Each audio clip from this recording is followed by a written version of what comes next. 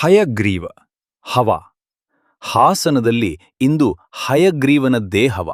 Sandalwood ಖ್ಯಾತಿಯ ಧನ್ವೀರ್ ಗೌಡ ಹಾಗೂ ನಿರ್ದೇಶಕ ಮಹೇಶ್ ಕುಮಾರ್ ಕಾಂಬಿನೇಷನ್ನ ಈ ಆಕ್ಷನ್ ಸಿನಿಮಾ ಇದೀಗ ಹಾಸನದ ಮಣ್ಣಿನಲ್ಲಿ ಅಬ್ಬರಿಸುತ್ತಿದೆ.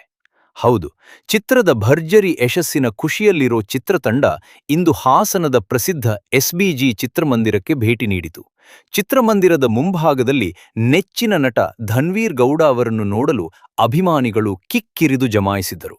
ಹೂವಿನ ಹಾರ, ಪಟಾಕಿ ಸಿಡಿಸಿ ಅಭಿಮಾನಿಗಳು ತಮ್ಮ ನೆಚ್ಚಿನ ನಟನಿಗೆ ಅದ್ದೂರಿ ಸ್ವಾಗತ ಕೋರಿದರು.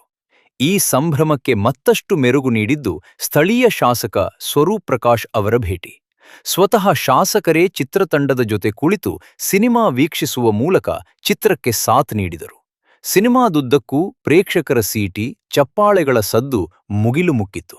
ಅಭಿಮಾನಿಗಳ ಪ್ರೀತಿಗೆ ಮನಸೋತ ನಟ ಧನ್ವೀರ್ ಗೌಡ ಹಾಸನದ ಜನತೆ ತೋರುತ್ತಿರುವ ಈ ಅಭೂತಪೂರ್ವ ಬೆಂಬಲಕ್ಕೆ ಧನ್ಯವಾದ ಅರ್ಪಿಸಿದರು.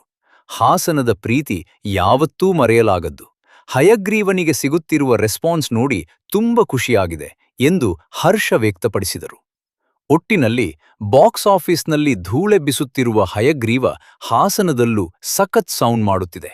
ಡಿ ಬಾಸ್ ಜೇಂಪಾಸ್ ಜೇಂಕಾರದ ಹವಾ ನಡುವೆ ಧನ್ವೀರ್ ಗೌಡ ಮತ್ತೊಂದು ಗೆಲುವಿನ ನಗೆ ಬೀರಿದ್ದಾರೆ. ಹಾಸನ್ ನ್ಯೂಸ್ ಸಖತ್ ನ್ಯೂಸ್ ಮಗ.